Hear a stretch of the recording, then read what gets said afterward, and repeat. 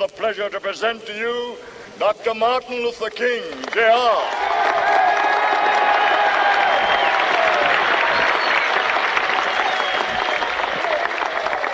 I am happy to join with you today in what will go down in history as the greatest demonstration for freedom in the history of our nation.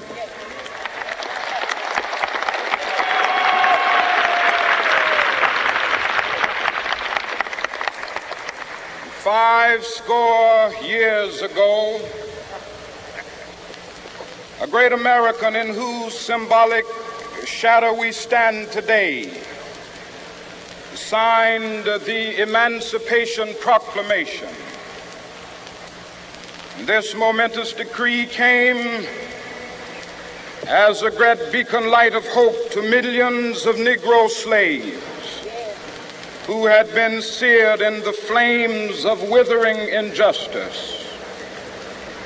It came as a joyous daybreak to end the long night of their captivity. But 100 years later, the Negro still is not free. 100 years later, the life of the Negro is still sadly crippled by the manacles of segregation and the chains of discrimination. 100 years later, the Negro lives on a lonely island of poverty. I have a dream that one day this nation will rise up and live out the true meaning of its creed. We hold these truths to be self-evident, that all men are created equal.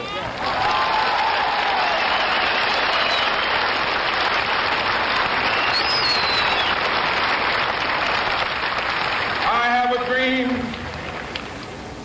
that one day on the red hills of Georgia, the sons of former slaves and the sons of former slave owners will they be able to sit down together at the table of brotherhood.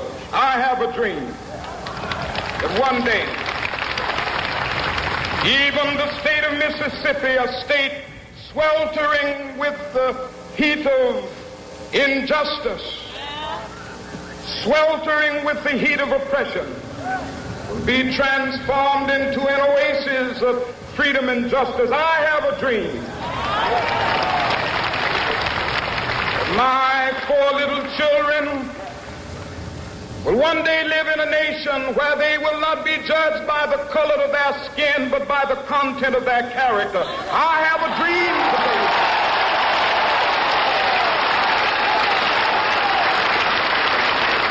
I have a dream that one day, down in Alabama, with its vicious racists, with its governor having his lips dripping with the words of interposition and nullification. One day right there in Alabama, little black boys and black girls will be able to join hands with little white boys and white girls as sisters and brothers. I have a dream today.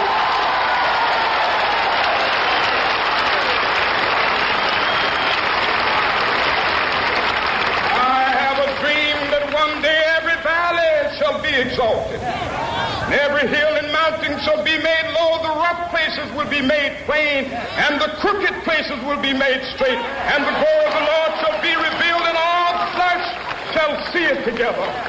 This is our hope. This is the faith that I go back to the South with. With this faith, we will be able to hew out of the mountain of despair a stone of hope.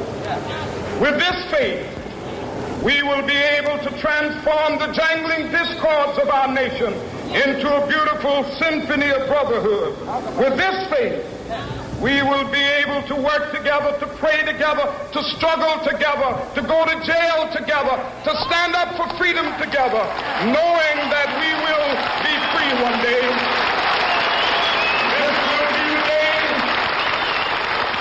This will be the day when all of God to sing with new meaning, my country, tears of thee. Sweet land of liberty, of thee I sing. Land where my fathers died, land of the pilgrim's pride. From every mountainside, let freedom ring. And if America is to be a great nation, this must become true. And so let freedom ring.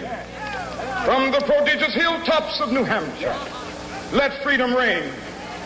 From the mighty mountains of New York, let freedom ring. From the heightening Alleghenies of Pennsylvania, let freedom ring. From the snow-capped Rockies of Colorado, let freedom ring. From the curvaceous slopes of California. But not only that, let freedom ring from Stone Mountain of Georgia. Let freedom ring from Lookout Mountain of Tennessee. Let freedom ring from every hill and molehill of Mississippi, from every mountainside. Let freedom ring, and when it happens, when we allow freedom ring, when we let it ring from every village and every hamlet, from every state and every city, we will be able to speed up that day when all of God's children, black men and white men, Jews and Gentiles, Protestants and Catholics, will be able to join hands and sing in the words of the old Negro spiritual, free at last, thank God.